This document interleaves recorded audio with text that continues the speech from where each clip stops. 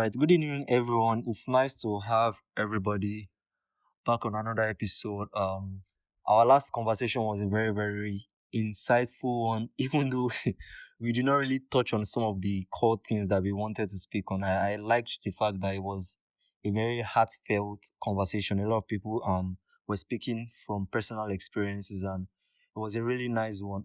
We have here today again with us as usual. We have Ikena and Victor, who have always been with us from day one. We also have with us coming back again today Evelyn. I remember that I did not do a full introduction of Evelyn in terms of giving her full name. So her full name is Chiamaka Eziazo Evelyn. Evelyn, it's nice to have you here again.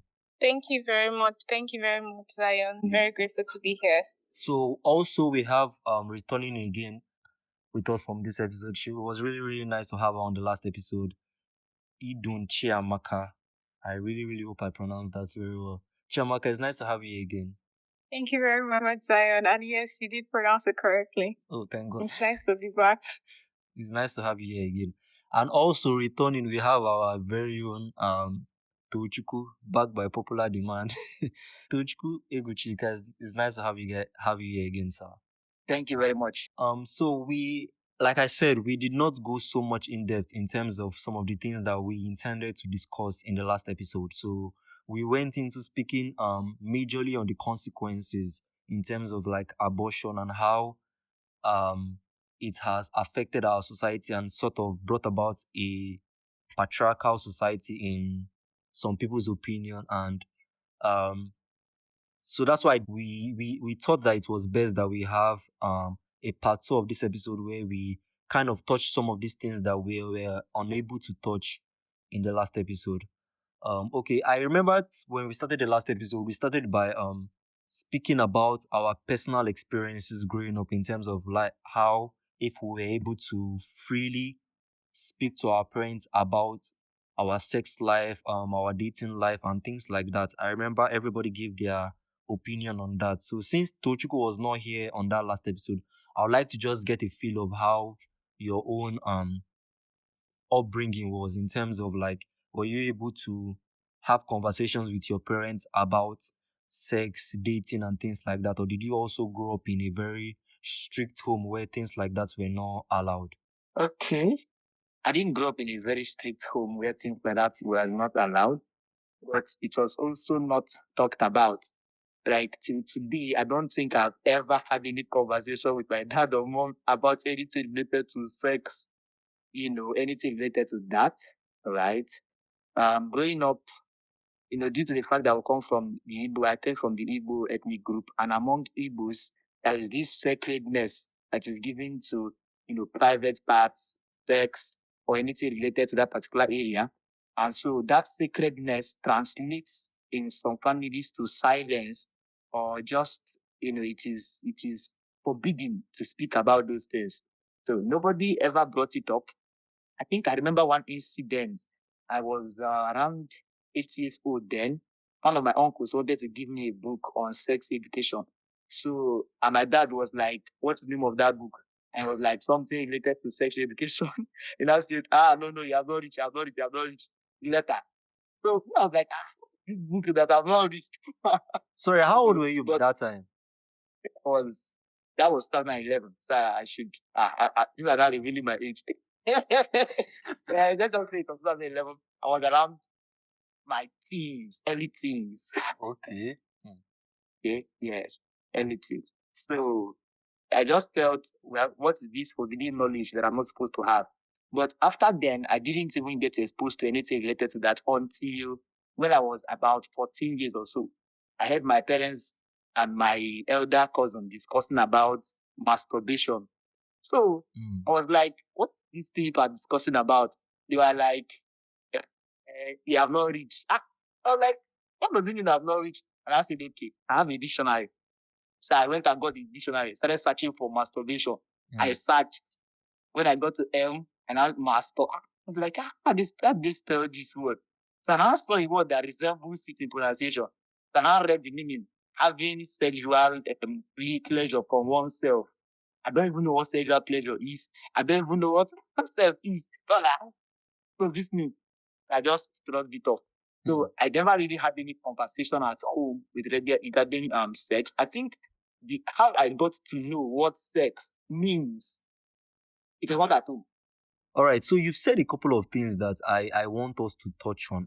You spoke about masturbation, which is something that I wanted us to speak on during the last episode, but we did not really have the opportunity to speak about it. But before I go to that, you said something about there is an Igbo tradition that kind of makes private parts sacred, and I'm Igbo. I don't think I've ever heard of anything like that. So I just want to ask, and everybody here is Igbo, so has anybody heard about something like that, where like a culture? Okay. Very quickly, I would like to say that it's not just the Igbo. Generally, Africans are conservative in nature. So Exactly. usually That's things what like I that wanted to is say. not discussed very much in African homes generally.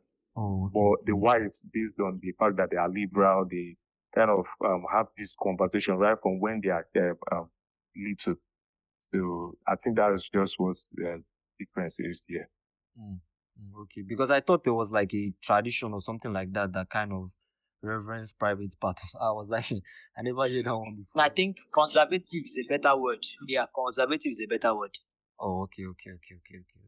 Yes. Okay, makes sense. I won't even say Africa in general. I would say it's more Nigerian, because a lot of African countries are more very vocal about, the sex talk and things like that. It's just Nigerians, particularly because this is a society we're very familiar with and we grew up in, that is very conservative about this topic of sex and all of that. All right, so the second thing you mentioned, Satochiko, was masturbation, and I was having a conversation with a friend of mine, and we were speaking about how the average teenager, the average Nigerian Gen Z youth, so to speak, are not very confident in terms of like approaching a lady, and the way we say toasting and stuff like that, like their game is not very good. And he is of the opinion that it is because our parents kind of like caged us and did not give us that opportunity to like express ourselves and, be comfortable speaking about things like this. That was why a lot of us did not get to have any game or do anything like that until we became adults. So he said he feels like that's one of the reasons why a lot of Nigerian children grew up to not be able to have, better communication skills in terms of relationships, and we are very naive. And he said one of the repercussions of that is masturbation, because he feels like when you don't have good game and you don't know how to approach a lady, and like you are scared speaking to a lady, the next result for you in most cases is masturbation. So I wanted to throw that to the house. Do you think our parents shying away from having these conversations with us have affected the way we interact in our day-to-day relationships today? And I'm not speaking on only sexual relationship, even platonic relationship. Okay, so first of all, I don't necessarily think it's just like the way we were brought up and upbringing and all that matters, nature and nurture. But then at the same time, it's the things we see. Most Nigerian households, you hardly see your parents express love for each other. Like, that obviously your father and your mother love each other, but you hardly see them express that love. Because I could bet you with you right now that majority of us here have not seen our parents kiss before. Or you didn't see it till like you were a certain age. But like while growing up, there's a very few obviously that you did not see them kiss. Their relationship was more transactional. It seemed more transactional at that time, where you'd have, okay, go and ask your mommy what we're going to eat for dinner. Or go and meet your daddy to tell you to do like something from school. When she says go and meet your daddy, the mom says, dad says go and ask your mom what we're having for dinner, stuff like that. Or they have discussions about how the house is supposed to go. So I feel like there's this absence of affection that we all notice, and subconsciously it's already ingrained in us. And now there are people who, due to that, don't bother to like, how do I put it now? Interacting with other people just from that. Because I don't think I'm supposed to say this, but I'm going to use this as an example. I have a friend, and this particular friend, his parents would tell him and his siblings that they are investments. And to me that feels very wrong. I Obviously. genuinely think that feels it's very wrong. But when you have this certain like foundational knowledge that if you're not getting something from somebody, you shouldn't be giving something to them. You get what I mean? Yeah, I Like get what you mean. there's not just this foundation of would I call it Unconditional I'm love, looking for the like word. love. Yeah, like it's Unconditional just love, like I just want to be friends with somebody. Like I just want to approach this person. I don't need anything from them. They don't need anything from me. I just think this person is genuine, and I think I want this kind of person in my life. So first of all, it starts from that. But wait, That's why do you if you think notice, that's possible in like for the opposite gender? Let's be honest. Like, do you think? No, I very much think it's possible to just be. Are you saying is it possible for someone to just be friends, like opposite gender? Yeah, I'm saying in most cases, like the reverse is the case. If like wait, is it like platonic relationship to happen with like the opposite sex? Is that It's what you're very saying? rare. That's why personally I don't believe in all No. this male and female bestie thing. No, what do you mean by that? Actually, this male and you know my best friend. I'm telling you what I feel. Me, I don't believe in it. I feel like Zion, you know my best friend. I feel I like know it's him now. not It's my true. guy now. Guys are I've told him I have before. like, what are you even saying? I have like. I'm not saying it's impossible. I'm saying to an extent, it's rare. It's rare. Obviously, I have yes, female friends that, especially when the female friend is somebody you are attracted to, I feel like it will be hard for you to maintain that platonic relationship. I will not dispute that fact. Yes, it is hard. But then again, there's also is it what they call it, self-control and choice. Yeah, definitely. There's also the topic of self-control and choice. Because you could be attracted to somebody, but come to think about it, would you rather risk a relationship with this person and lose your friendship if your relationship goes downhill, or be friends with this person and keep this person in your life forever? No, you're still saying that you're not still saying, Amaka, I feel like you're not still saying that you're still emphasizing that point that it's very hard for platonic relationship between the opposite sex. No. I'm not saying this part. I'm just saying that I don't dispute the facts of what he said. I agree that, like, because I have majorly male friends, and like I behave like a man at times, most times. So like I have more male friends than female friends. I'm not going to say that. And a lot of them are basically just alpha AJ, what's up now, that kind of thing. That's just how it is. Like I love my friends I love my friends. Do you get?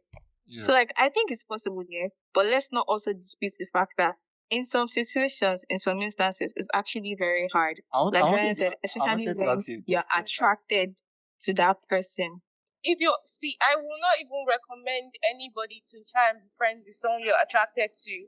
You know that you're coming into the friend zone with this person, and this person is probably friend zoning you, and you're going to get help multiple times because you have feelings for this person. You've never confronted this person about how you truly feel, and the person tells you about his or her relationships and things like that, and you're genuinely jealous, but you're trying to suppress that. And I feel like it's not a healthy place to establish friendship.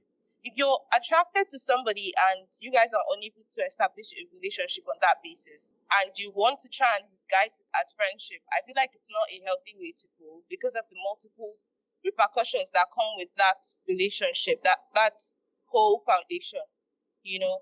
Yeah, I think. But I also still feel like there are situations where a guy and a girl are not attracted to each other in that respect. And they are just friends. Definitely. Like, it's possible. That's not why I was not saying that's not possible. I'm saying somebody you are attracted to. No, but I totally disagree because you guys are lingo.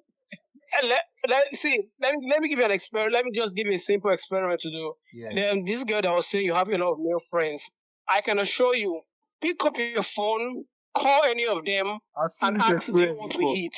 Ask 10 of them. 8 of them will say yes. See, try it and get back to me on the results. You are saying it because you are coming from a feminine perspective. You don't know what they're saying. You don't know what is going on in their head, and they won't want to say it to your face because they don't want to risk being offensive. I promise you that. So that thing of men and women can just be friends. Not really. I don't believe that. Two things. if they are just friends, two things, and I assure you this is the truth. Number one, they find you extremely unattractive. They just find you pleasant to be around. Or number two, they already have their eyes on somebody. They already have their eyes on somebody that they want to hit, and that person is probably giving them green light, so they are okay with the level of relationship they have with you. But I promise you, men and women cannot just be friends. And again, that assignment I gave you, do it and get back to the results. This is really one way to see it, because just like Amaka said, I also have lots of guys. In fact, I'm at a point in my life where my closest friends are like, my closest friends used to be girls, but like most of the people that were really close to me as far as females are not, in terms of proximity, like close to me right now. So I'm leaning towards having more male friends. When I really look at it now, I see that I actually have more male friends than female friends. I just have like very few female friends and a lot of male friends. And yes, some of them might actually have had interest in me before, but some of them actually don't. It's just they enjoy conversations with Some of them me. actually don't. How do you know? Are you their hands? Are you their hands? Because you will know if someone like a girl knows. You can't know. You can't say you know. You cannot know. I'm telling you. You just talk about self-control. You can't talk about self-control, and then self-control is all about controlling what you are thinking. You don't always express everything you are thinking. That's what they call intrusive thought. Self-control is about holding back your intrusive thoughts. So they might just have self-control over those intrusive thoughts. So you can't say that you know. That's the wrong way to approach it. I thought you wanted to say something. That's not partially accurate. Okay, I'm just going to speak for myself then. I can't say I know actually because I'm not in their mind. But from what I've seen, I think from the assignment he gave, you can actually try out the experiment that he gave. Because I've watched a lot of videos online. Whenever a lady tries it out, 8 out of 10 or even 10 out of 10 of the guys say yes. You know, it's always exactly. We are men. So see, we know how our fellow gender behave. We know how our fellow gender behave. So I tilt a bit more towards what Victor says, in that if people are just friends, it's usually because they find you extremely unattractive, ugly, or they have their eyes on someone, or they have a moral compass that restricts them to that friend zone without making their mind wander into the romantic zone. For example, a serious Christian or somebody who was brought up in a family where he was mentored not to express feelings to somebody he doesn't want to marry. Sorry, hold up. Sorry to cut you short, Tochukwu. Yes. What if one of my friends don't see me? What if my guy friends don't see me attractive in that light? Like attractive. Probably I'm not their type. And they just like my personality. Because I feel like everybody has taste and what they prefer. You might be conventionally attractive, but someone, a guy might not see you in that light because you're not his specific type or spec. And because is that not possible? Is that not a possibility for guys or every attractive girl? That's what Victor is saying now. That he finds you unattractive. No, you are saying that no, because the basis of your point, the point you raised was that you cannot be friends with someone that you're attracted to, and I'm saying that's true. That's true. So if two of you are friends, he doesn't find you attractive. If you are two of you are just friends, that's what I'm saying. So in this case, it's actually I believe men should have the say in this case, whether or not they are. I can agree so much more with Victor in what he's saying. So men should have the say here, whether or not they are attracted to their female friends. And I believe in most cases, it's actually men being attracted to female that they are just friends with. Chiamaka, we not hear your voice again. The experiment that Victor said you should do. Wait, this one, Tochukwu and I can agree with me. God, I beg you. Wait. Let me say, speak from my own personal experience too. Okay, even though this is in deviation from the main topic, I have a lot of female friends, right? A lot of close female friends, and I wouldn't say I am attracted to them because there is a mental block in my head by reason of religion that religion has given me a mental block that does not just allow me to see them in that light. But I assure you that if I'm to take away that mental block now, oh my goodness, I really don't think there's any feminine. There's any feminine. Exactly, Omar. Thank you so much. Thank you so much. That's what exactly what we're saying. Maybe as a wife or as mom, right? So it's always a mental block, either because of you don't want to offend the person, or fear of getting rejected, or mental block of religion, or mental block of maybe they're not your spec, their age, or maybe something, maybe they're older than you, or just something, or a cultural block, or just the upbringing. But usually, it is really difficult from the side of the masculine entity. Damn. Okay. Wow. Okay, this is one way to see it. But guys and girls can be just friends, so that's the summary of what I'm saying. But if they can, but it's rare. It's rare. Okay, so at the end of the day, everybody shall still agree to my points that it takes self-control and choice. I'm not saying that it's very possible for somebody that you're attracted to, but I feel like we're forgetting the fact that attraction is not always instant. It's not everybody that you look at first and you're like, boom, I would like to hit. Some people, it takes more of... Guys are not like that too. You need to have conversation with these people. You need to get to know them. I think there's, what's the name of this thing? Sapiosexuality. People that are attracted to intelligence and not just what they see. That's me. You get, attraction is not always at first glance.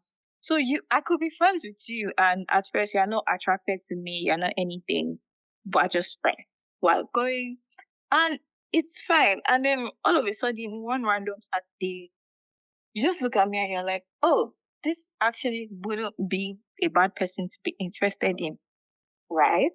But then again, come to think about it. Am I willing to give up my friendship for something that is not so certain? But let me ask you a question, Amaka, yeah? As your bestie now is a guy, let me ask you a question. Would you be comfortable with, let's say you're dating a guy now, a different person, would you be comfortable with that's your boyfriend having a bestie that is a female also?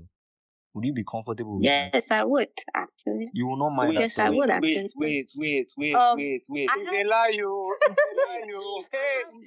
you. Let's see. Let's talk to God again. Will you not swallow me first? Please calm down. I would be comfortable because Tommy and I have this whole arrangement. You don't go call your name. No, So call your name. You'll be fine. We have an arrangement over here. So if either of us gets into a relationship, there are boundaries that we start to put in place. Wait, so you and the him other person's have partner doesn't feel... Sorry to cut you off. Both of you are saying you and him have sat down and had this conversation that if either one of you get into a relationship... Oh, yes. This is... Who triggered the conversation? Who spearheaded this conversation you both had? So we just have random conversations. It just have popped up from, maybe we're talking about anime and then we're nobody really has oh, this is the topic today. It just pops up from nowhere. Things like this. But I'm really particular about who brought it up because it matters a lot. It matters. I genuinely do not remember who brought it up. It's most likely to me. I assure you it was not him. I can say that I am at least 80% sure that he probably was the one that brought it up.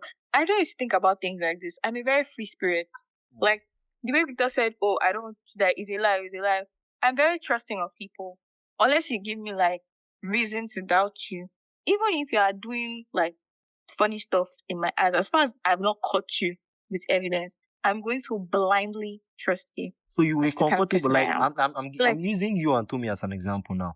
The way two of you are close, the way you guys do things, you do night calls, stuff like that. You'll be comfortable. Maybe you are together with your boyfriend and his bestie now video calls him or FaceTime him, and two of them, they do all those, the normal way bestie and this. You are saying you are totally comfortable with that. You will not feel insecure. What is bestie? I want to understand. So, what is let that? me explain. Let me explain. Okay, so this bestie thing. I want to understand. Let me explain something. If Tommy was with his girlfriend, if I was not... Wait, Tommy get babe. In a do. No, not yet. No. Don't why my best friend. You soon get out, babe. Calm down, okay? You soon have babe. Why are both of you not ending up as couples? And two of them they Because single. I will not risk. Because I Una will dey not whine una risk sef. my friendship or a relationship that can fail. So wow. We might be, But we you might know be you very so well. So compatible. you guys like We might be very we might be very compatible as friends, but you really cannot know a person 100% until when you know the person 100%. So Let's define I this would not bestie like of to a risk thing my first. friendship. Let's define this bestie. Because when they of a break thing. my heart, who am I going to go and cry to? Let's Who am I define going to go Oh, and so cry you to? just clarified you're using him as an emotional anchor or what? So you're using him as an emotional anchor. That's a bit selfish, you know. No, he's not an emotional anchor. I'm just saying. That's what you see. You just implied it now. That if Calm down, if Victor, deliberate my who would I run please to? What do you call that? don't bury me before I die. Please calm down. Please, thank you very much. This is exactly what they are saying. This is exactly what we are saying. But No, go on. I do not think he's an emotional anchor. I do think he's an emotional support plushie. Very What's the difference? But not But there's an nothing. Wait, emotional Victor. anchor. There's nothing wrong Let me with him being an explain. emotional support to her now. Your friends can be your yeah, emotional there's support. actually nothing wrong with that. Your friends are supposed to be there for you. Like, that's the I reason don't why you are see friends. anything Okay, wrong wait. with that. Okay, If your friends, okay. if your friends Hold on. don't cater for your Emotional support for now. emotional Calm down. needs, they're not your friends. Calm down. Wait. Emotional anchor, Abi. Let's assume you and your man have an issue, and he runs to his female bestie as emotional anchor. Would you're saying you'd be okay with that? You and this your male bestie, you people talk every day. No, we do not talk every day. I don't need to talk to my friends every day for them to be my friends. Okay. So wait, not what, every what, day, what? okay. I want to ask a question. Like, what differentiates him from your other male friends? Like, I'm sorry we are using you as a case study now, but Okay, so what differentiates him from my other male friends? like, what The makes him a moment bestie? I like somebody,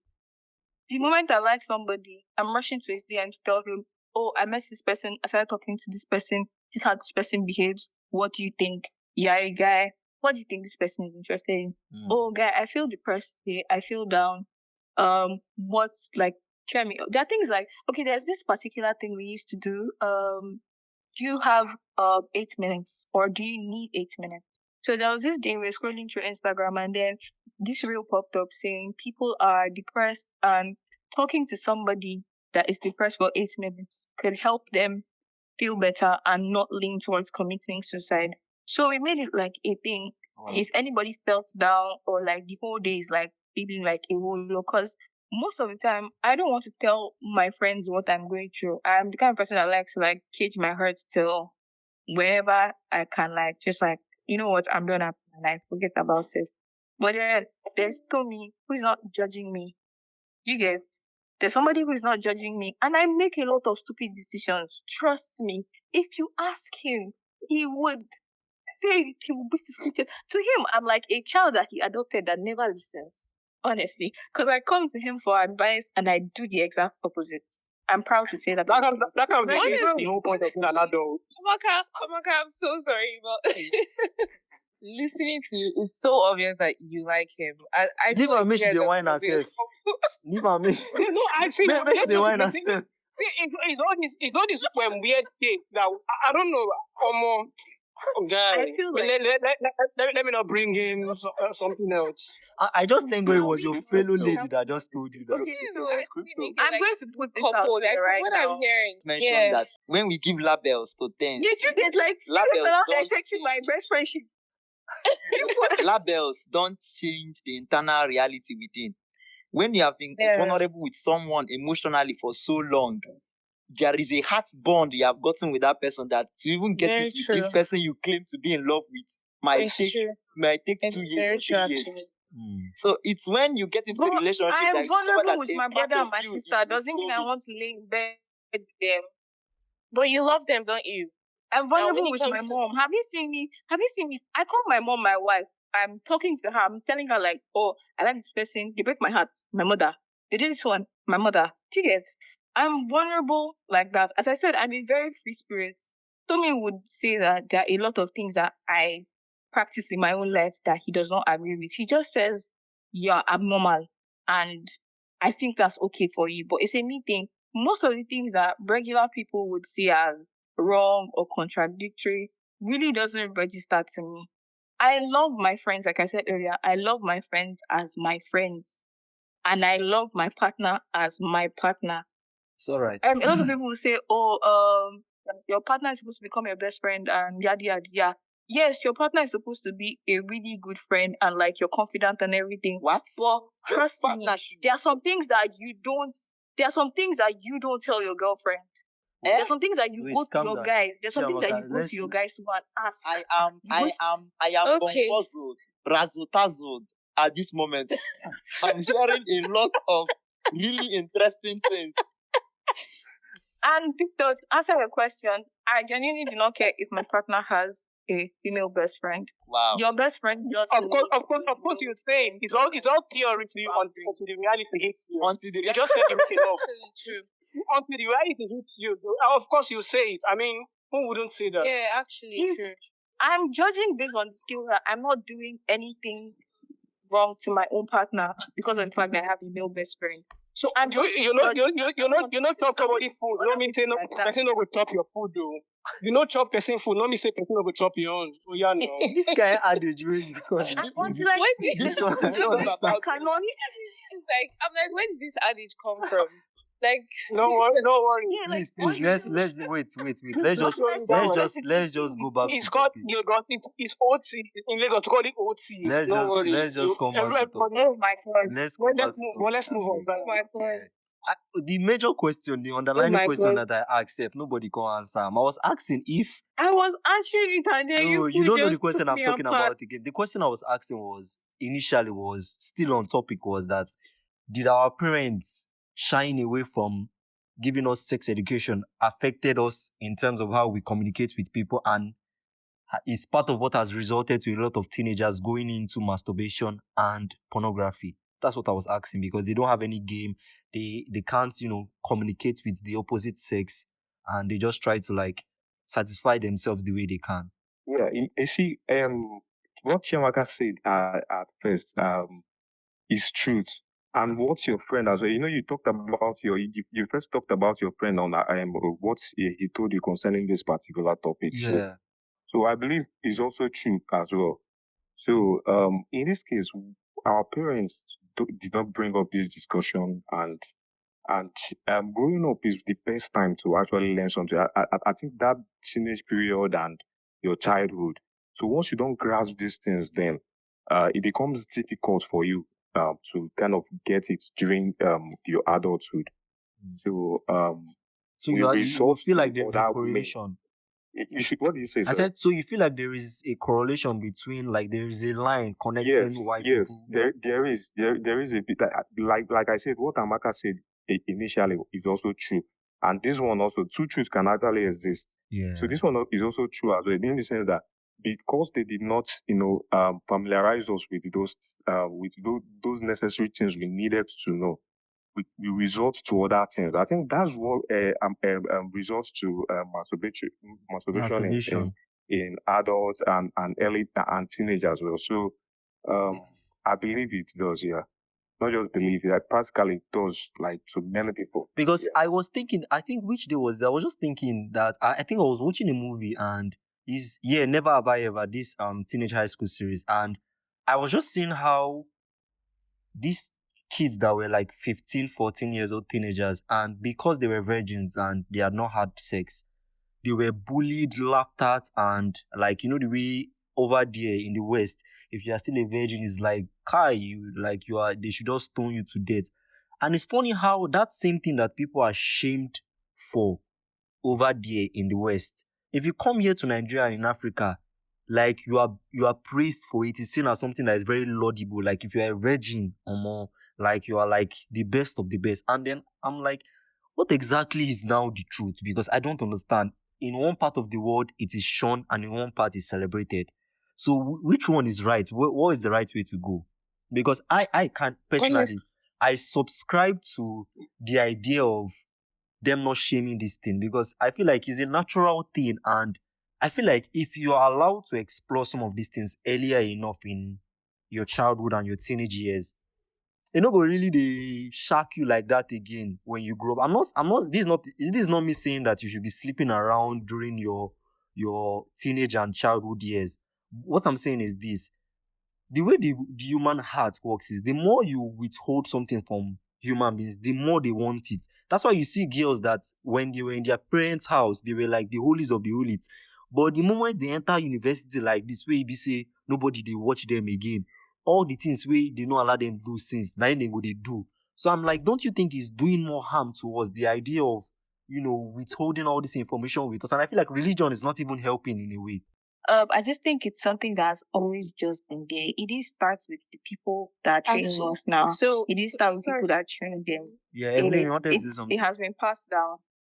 Okay, yeah. Okay, sorry. I wanted to just say something. I'm so sorry to cut you, Eden.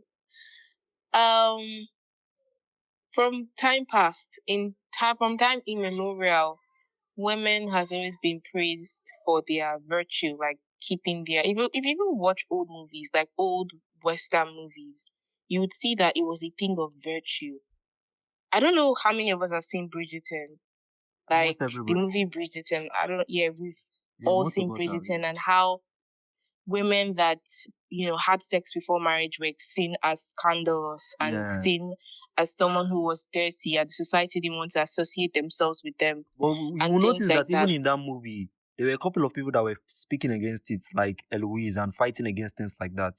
Eloise was more of a feminist. She was not really saying that people should, have sex before marriage. She just didn't like how the society groomed women actively for men, while men were reeking all over the society and sleeping around. Yeah, so she was trying to say that the free leg and freedom that men were given to sleep around, in a way, she was asking for the same thing for females too.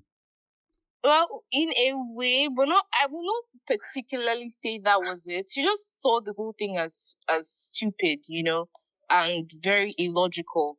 Not particularly that she wanted, because if you say that was what she was fronting, then she ought to have a lover or someone she would have done one or two things with. She was just a rebel in general. That's what I would tag Eloise as, from the character she played.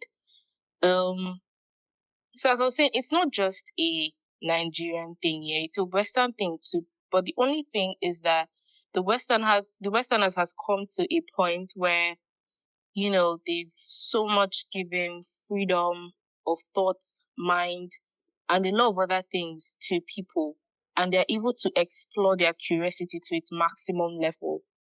Unlike Nigeria here, where we are in, and religion has put us down. Parents have put us down with like the rod from our grooming stage and things like that, and it has really affected our relationship with them in terms of affected you in what ways exactly? Because I don't really, if you look at the Western societies and what they have become by that maximization of their curiosity, I really don't think they have been affected in any way. I've not landed. Can I land? Okay, you can land. Can I land? Thank you. You can land. I've not landed. Now, okay, so as I was saying, this freedom that the Westerners gave their people and things like that enable them experience and explore their curiosity to maximum level. And to be honest, I've always believed too much freedom, when utilized by human beings, can be destructive. And that's why a lot of we're hearing a lot of weird things as pertaining their sex life and whatsoever coming up on that aspect. And even you will even see people that are from the West tell you that it's always best to be chaste until you're married to that person, because of the whole what do you mean by thing that come with. Sorry, you said it's always best to be chaste. You said it's always best to be chaste. What does that mean? From chaste, I mean like being, should I say, to keep yourself. Oh, okay. To not explore that aspect yet, because of the whole insecurity and unprotectiveness that come with doing these things outside the bounds of marriage, right? So Nigeria here, I think the reason why a lot of us do these things in hiding is because, firstly, we are a religious dominated country. We're very religious over here. Yeah. And to be honest, despite the fact that a lot of people want to argue against this, religion in Nigeria has helped us in many ways and has kept a lot of us grounded. has kept a lot of us grounded. And so that is probably why we feel like most of us don't feel comfortable to talk about these things. Personally, I didn't have issues with that aspect. I think even when I crushed on someone or something like that, I would tell my mom. But I don't know if it's logic, but I felt like it was mere logic to know that it's best to do this in the right confines, Yeah. I feel like people who want to do what they want to do will still do what they want to do. I feel like I'm drifting now from the point. But people who want to do what they want to do will still do what they want to do despite upbringing. Because as Zion said, I think was it Zion that said, or Victor that said that, we have a lot of cases where girls or people just are very confined into a space or doing certain things that when they get to university, they have that need or that curiosity to want to try multiple things. I didn't have that. I was not curious to want to try a lot of things, probably because of my upbringing, probably because of my nurture or my nature. So I feel like Most all of these likely things because is of your still religion. very. You said? I said most likely because of your religion. Well, that's your perception, but I would still say that it is based on the individuals. Yes, the society has a huge role, and the family has a huge role it plays on an individual, but that individual would still choose how they want to react to that impact, to that stimuli, to that influence. They will still decide how they want to react to that. It, yeah. I feel like I'm kind of drifting. I think I'm trying to Tochuko and Victor pinpoint, wanted to or respond let's to you just or something. yes. No, Tochiko, go first. I mean, ladies Okay. first. Ladies first, Ken. I don't understand. Where did this one come I'm from? a full complete man. Let's see that one. Get married. So please. Okay. I love what Chamaka said, but I would beg to differ across many dimensions. First of all, when the purpose of a thing is not known, abuse is inevitable, right? Mhm. Food is sweet and pleasurable, but the pleasure is not the reason for food.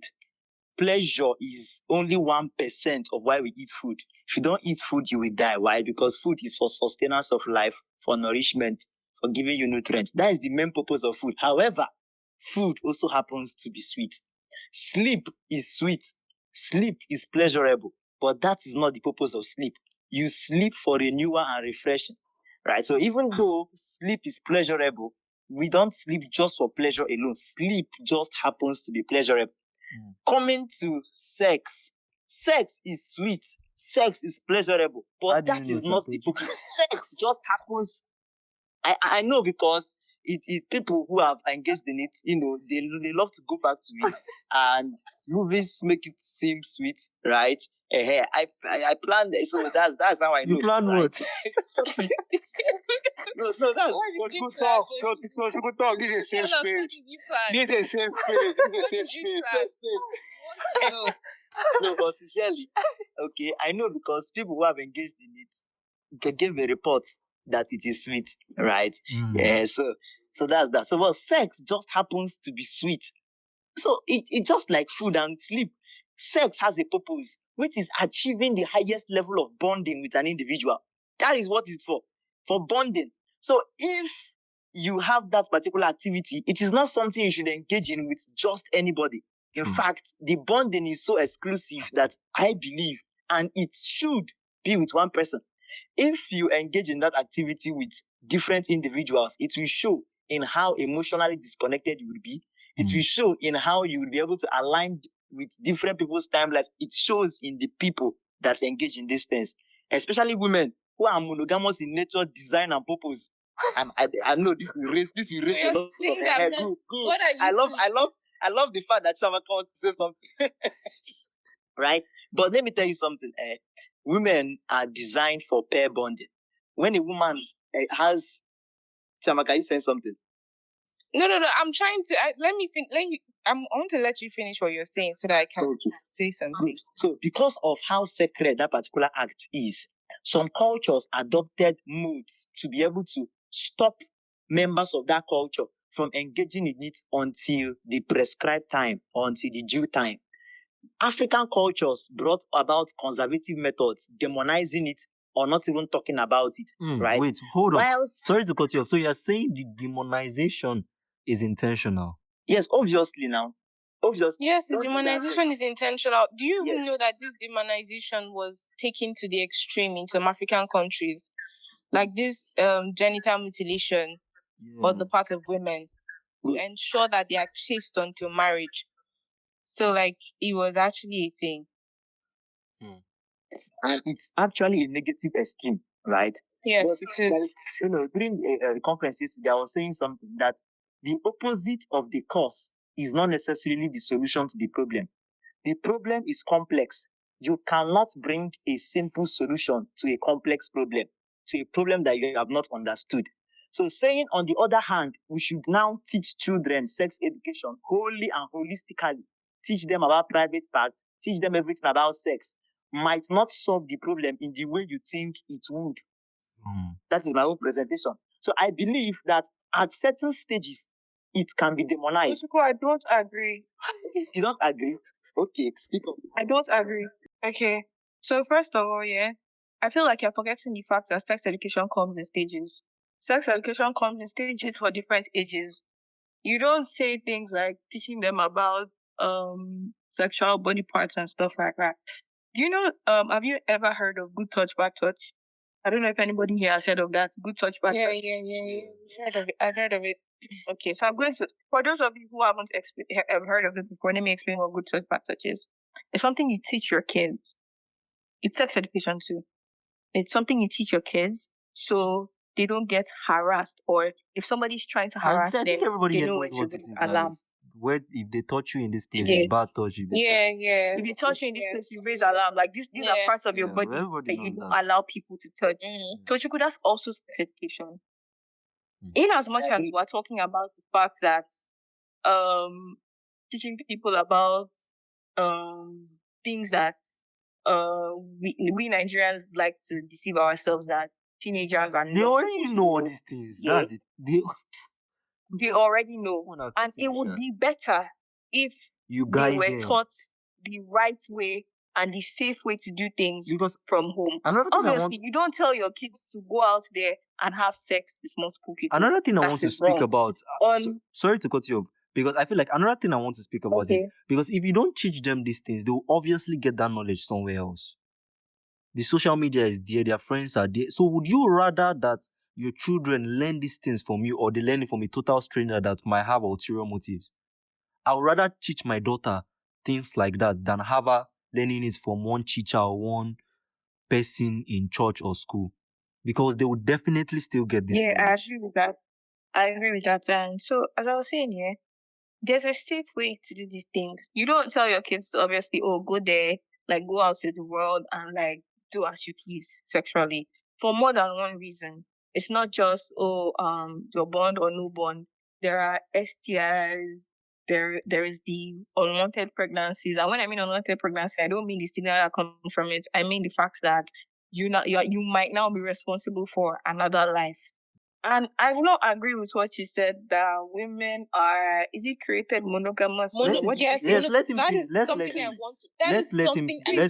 land first now. Wait, let him finish his point. Human beings were created for You guys their should own allow him partner. finish his There's point no one now. gender that was created to be monogamous. Wait, calm down. Because of the fact that Amaka, women have been confined.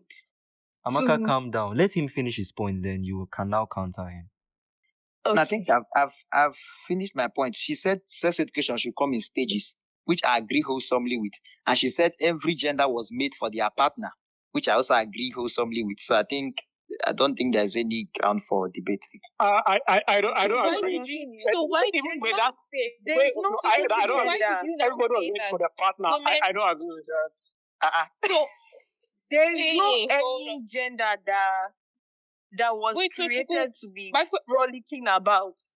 There was no as I create you now as you're a man. Wait, let's hear Victor and Evelyn. Let's hear what they want to say. Okay. Firstly, Evelyn. Sorry, back of Victor, hold up. Tochukwu, why did you now say that women were made to be solely monogamistic? Or, I mean, what word did you use? And then men are supposed to be what? But since you said you agree with what she was saying, I want to know why you made that statement. Why did you say that? Were you driving at something? Were you trying to make a point? Let's hear the end of it. Okay, that's all right. Women were made to be monogamous in nature, in purpose, and in design. Men, on the other hand, right?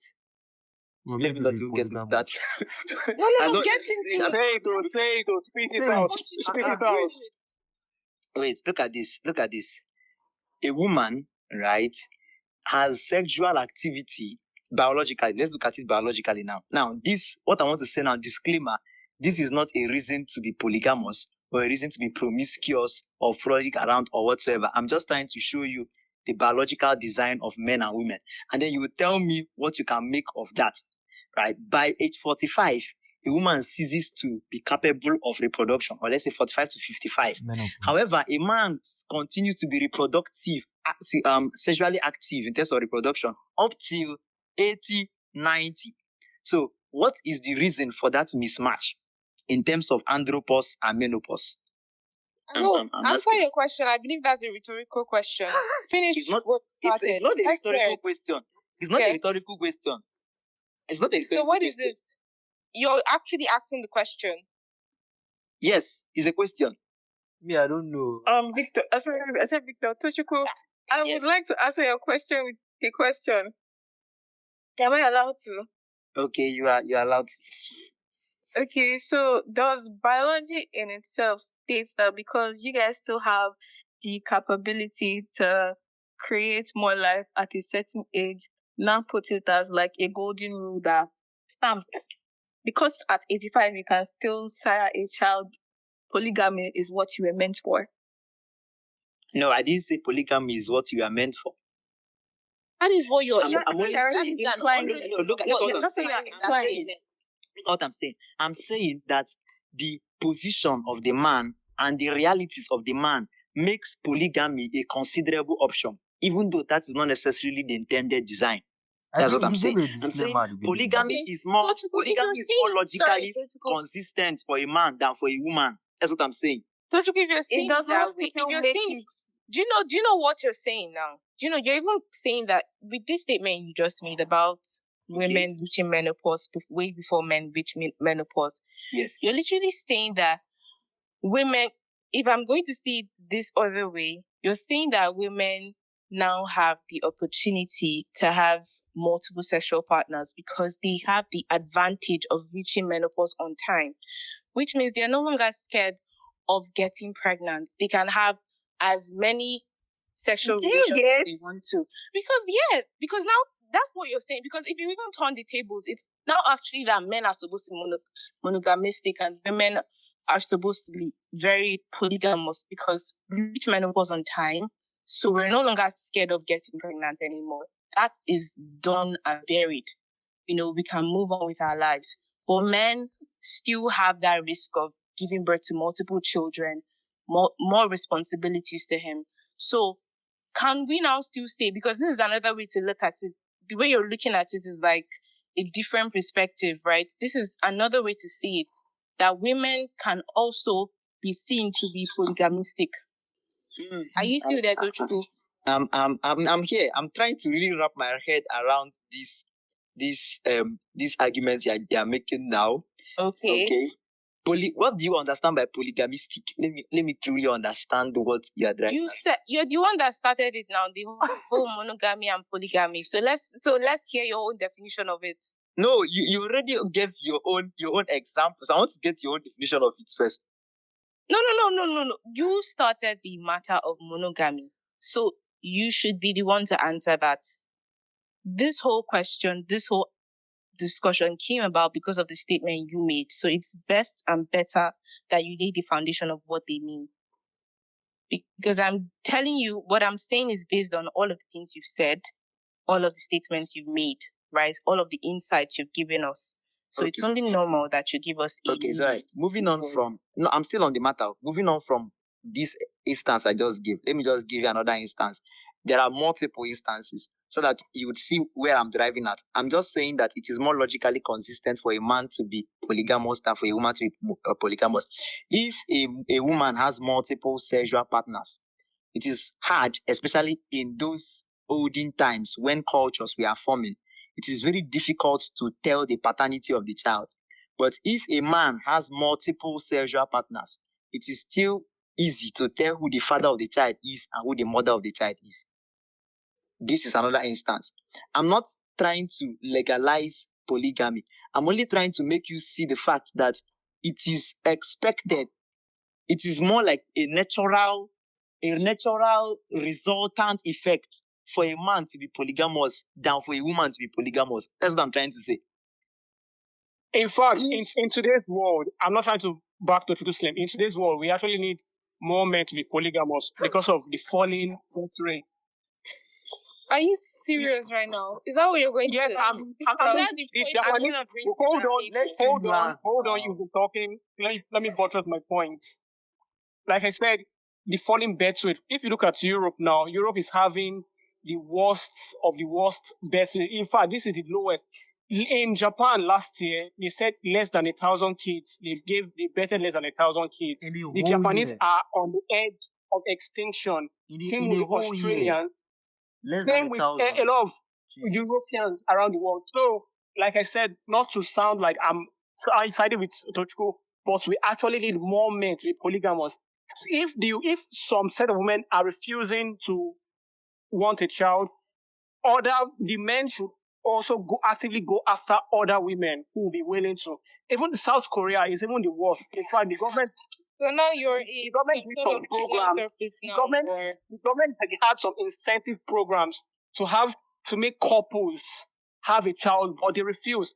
But if the men were allowed to sleep around with other women who would need that, then I don't think South Korea will be having this population issue that we are facing today. Such an equal-minded person.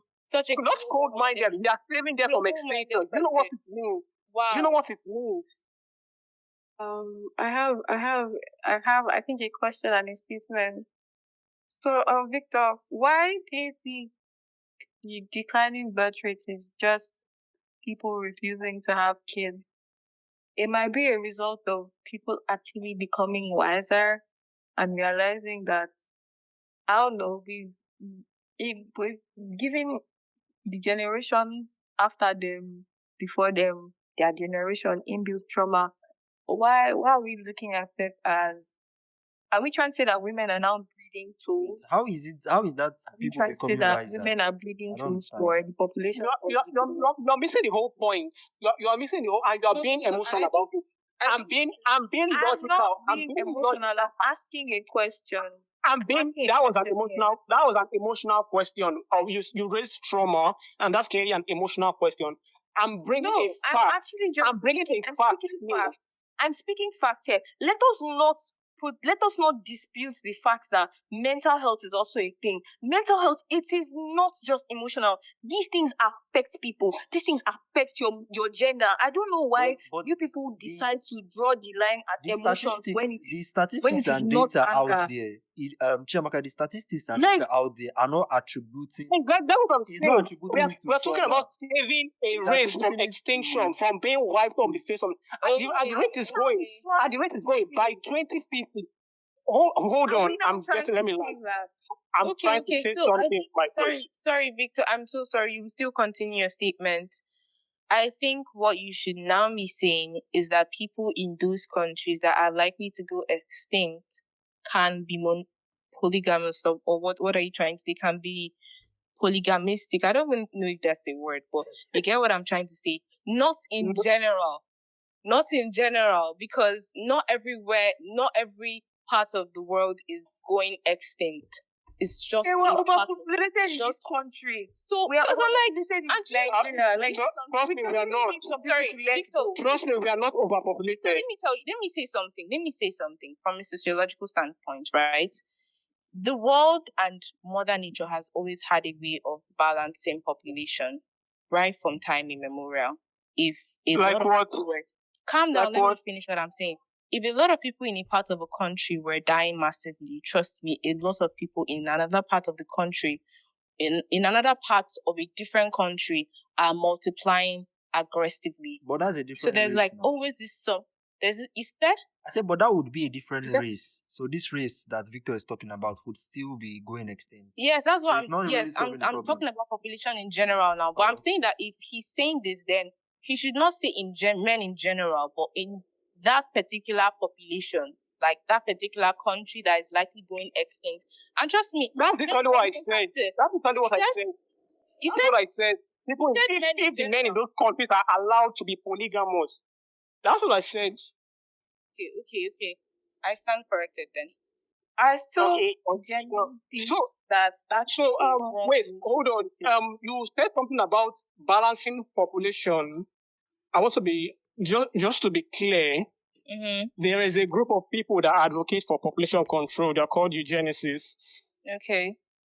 And I just hope that we are not trying to buy into their ideology of overpopulation being a problem, because overpopulation has never been a problem. That's not what I was saying. It's just their marketing campaign. That is not what I'm saying. No. I'm saying that's what I said if you take note of what I said from time immemorial, which means this was not something people actively instigated.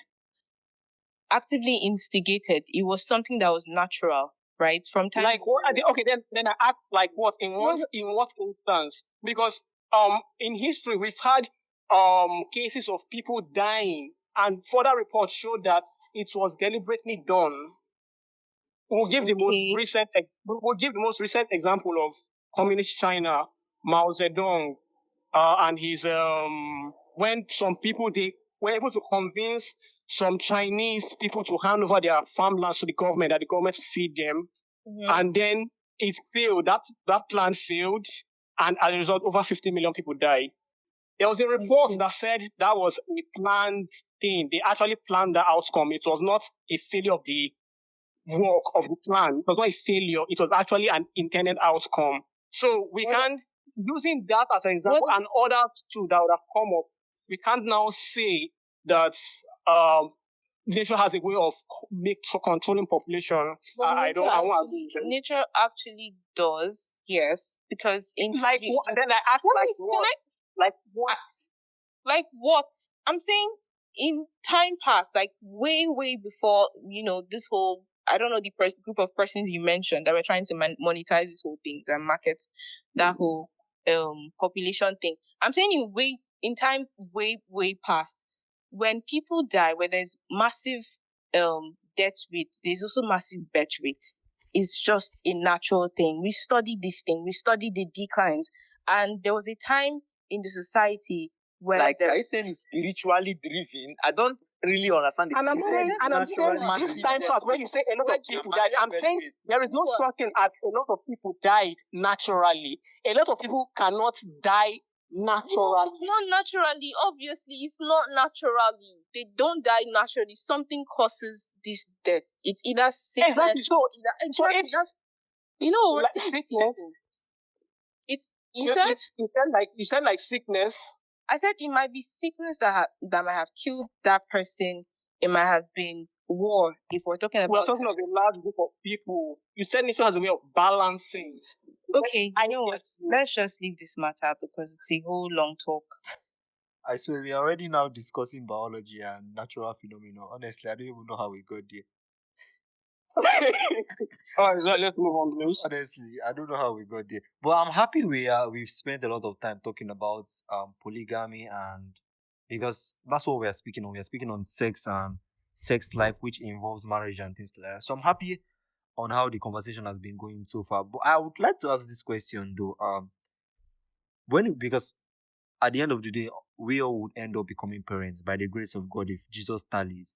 So I want to ask, would you do things differently with your children, or you would do the same thing in terms of like restricting them from anything sex, giving them any form of sexual education until maybe they come of a particular age that you feel like, okay, they are now mature enough, or you would take the other route of trying to sensitize them and give them the necessary education that they would require. Not like Chiamaka said, sex education is in stages. So would you break it down into stages and give them this education, or you would just do the same thing our parents did to us?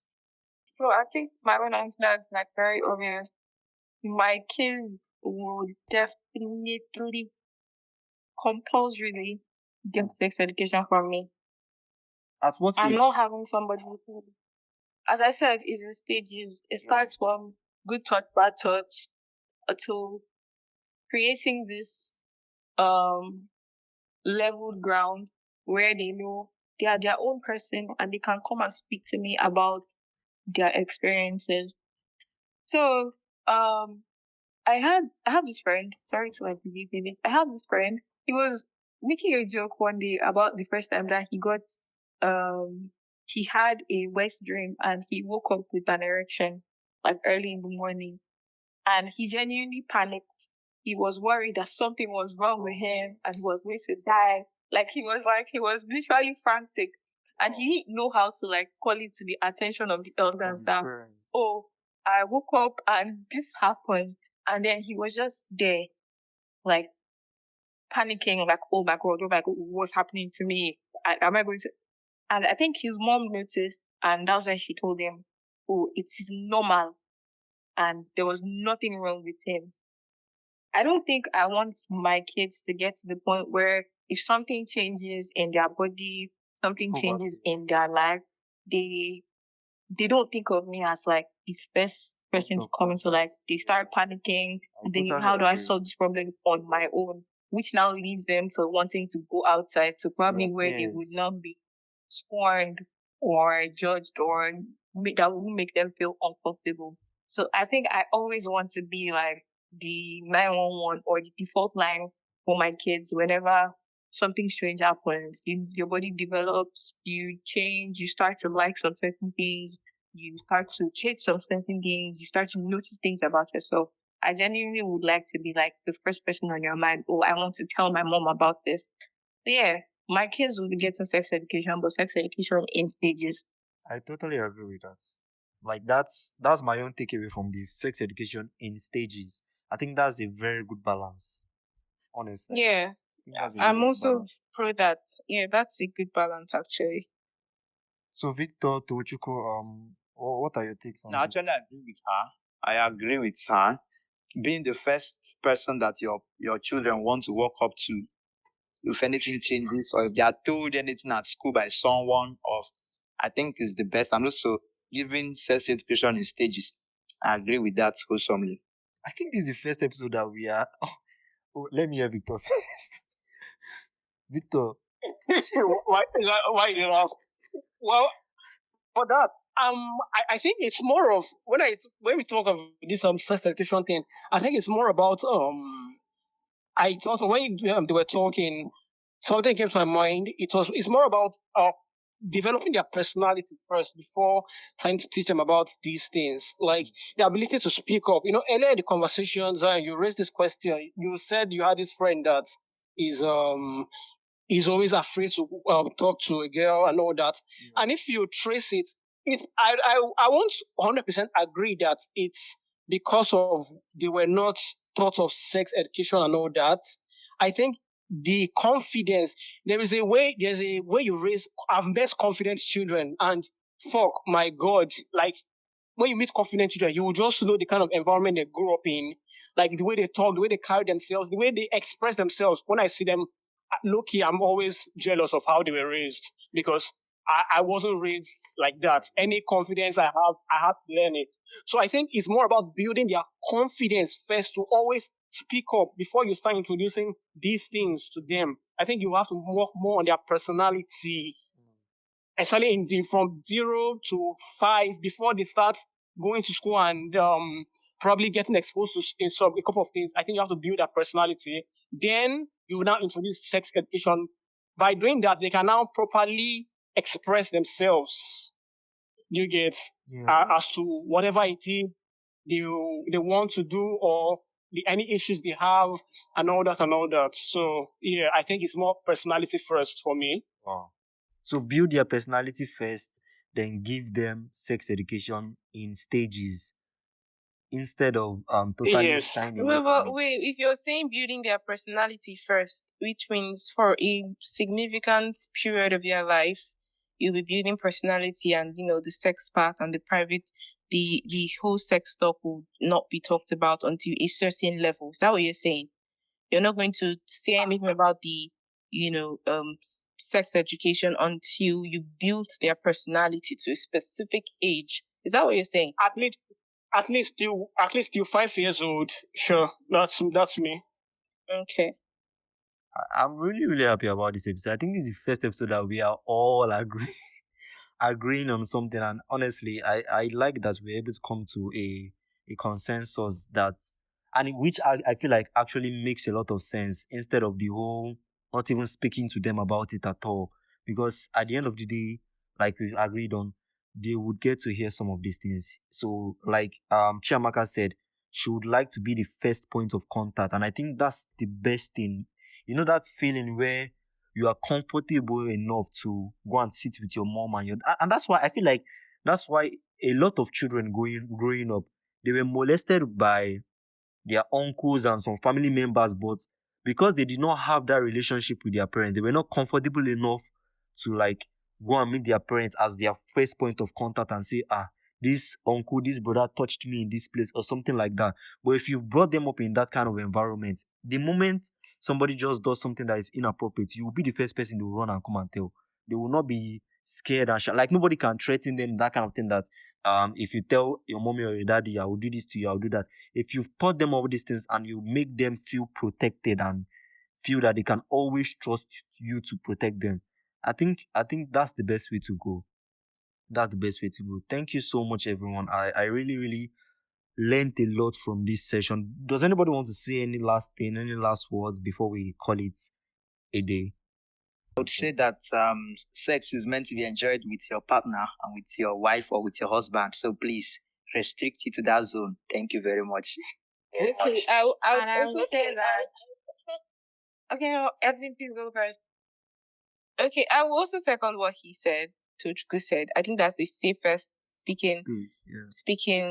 It's the safest place to have it. It's the safest place to get to experience that. Not in hiding, not in an uncomfortable place. In the confines of marriage is the best place anyone could have that experience. Also, I wanted to say something that I've lost my train of thought. Chama, Amaka, please go. Say what you wanted to say. I don't want to contradict anybody, but my own view is that the practice says that I don't think everybody wants to get married. Like I said in the previous episode, not everybody wants a husband. Not everybody wants children. But the giveaway is practice safe sex. No matter where you find yourself in, good abstinence is great. So whenever you find your partner, if you decide to find a partner, it's all good and fine. But practice safe sex. If abstinence is for you, abstinence is for you. As far as you are safe, your partner is safe, then I think you are good. Then for the topic of masturbation, I was saying, not everybody masturbates. Some people don't feel good touching themselves. So I don't think if you are one of those people who do not feel good, I don't think you should feel like, oh, you have something wrong with you because like your peers and like every other person is doing it. I But think it's not it's so something wrong with rampant you. in Just Nigeria, doing. Sha. I think it's in the West. Huh? I said it's not so rampant in Nigeria. Yeah. But like most of our listeners now are like, yes, I'm just like Yeah, I feel it. saying that if you're one of those people you don't like it or it doesn't feel like your thing, please do not feel like there's something wrong with you. There's most definitely nothing wrong with you. And for people who masturbate for the sake of satisfaction, go ahead. I think there's some They should people go who ahead. masturbate. Go ahead, Ke. Go ahead. Go ahead. I feel Masturbation be this. Your life, your Go ahead. marital. Wait, let's let her land. Can I Let's finish let's let her land.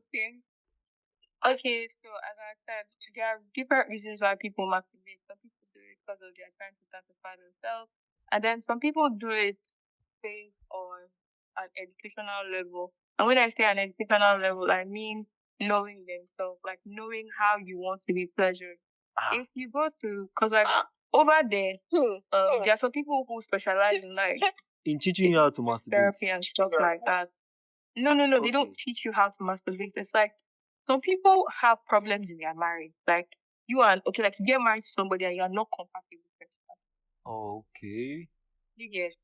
Sometimes professionals advise you to touch yourself to find out how you would best prefer to be pleasured. When we talk about these things, it's important that we draw the line between medical counsel and advice and what people engage in as a habit that they can literally not stop. Most people who masturbate cannot stop. It is even though you say it is freedom, but then you have been bound by another servant, another master. You have been bound by something else because you cannot stop. Some people masturbate even in marriage. They would sleep with their partner and turn the side and still masturbate because this is a habit. You are addicted to it. There is a neural process being formed in your brain that only derives pleasure when you engage in that particular act. So if it is a medical counsel given by the doctor, hope you know that if you want to engage in IVF or you want to engage in some of these medical procedures, you would have to, release sperm without having any intercourse. That is a medical procedure. So if you are saying, but you said, I want to talk to those that are engaging in masturbation, continue. Is it in the hospital that are continuing or in their rooms? So I personally think you should choose your master rightly. Everybody, there is nothing like freedom. Absolute freedom is an illusion. You are either a master of chastity or you are a master of sex or a slave of sex. My point is exactly. Slave of purity or you are a slave of pornography because you cannot stop. Because you just cannot stop just when you want to.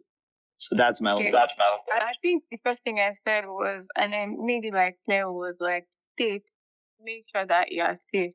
If you become a slave to masturbation, then it's no longer safe. I don't think you should be enjoying anything that you are a slave to. I don't really have like much insight on sexual things like this. Please forgive me. If you are doing anything that's not safe or that's not good for your health, my religion tells me not to judge people. The world has evolved past simple things. Like Tochiku said, you can't solve complex problems with simple solutions. The world has evolved past simple things. So a lot of things are beginning to become contextual from every other person's point of view, how you do it, how I do it. It's starting to pass from how it is supposed to be. Genuinely, I don't think there's any way how anything's supposed to be because if it started from one person, it probably will be different if it started from another person. Because everybody has different points of view. To an extent, I agree with a couple of the things that she has said. It's not really a one. I disagree with her. Across all dimensions and axes. I disagree. I disagree. It is very easy for us to say things that do not align with our experiences as humans.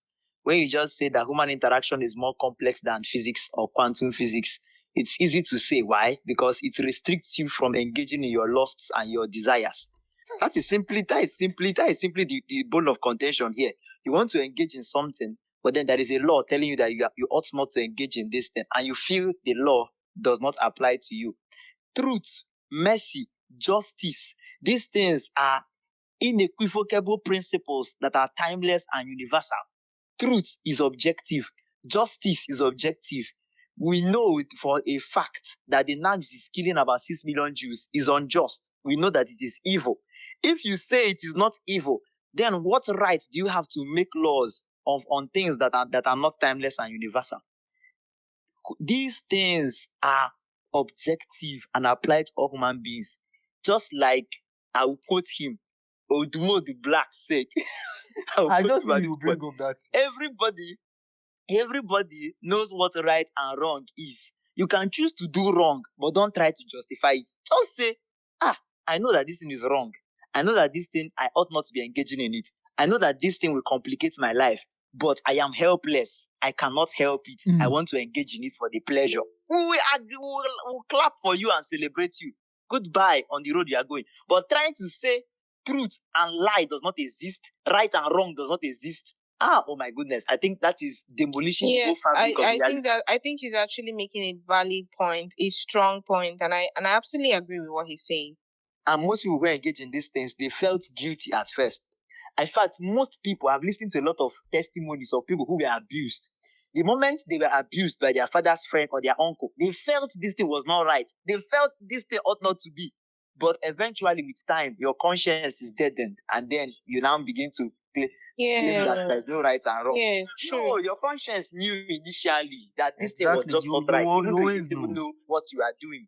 I think let's just end it here. I know Chiamaka still wants to talk. I beg. Let's just end it here. We'll probably have another session to maybe focus on some of these things majorly. I think everybody has given their vote of thanks. I think Victor has also spoken also. Thank you so much, everyone. It was really, really nice having you guys here. And to our listeners, thank you so much. I keep seeing the numbers of streams. I really, really appreciate everybody that takes out time to listen to these our conversations, and it really, really helps the podcast so much that you guys always tune in to listen.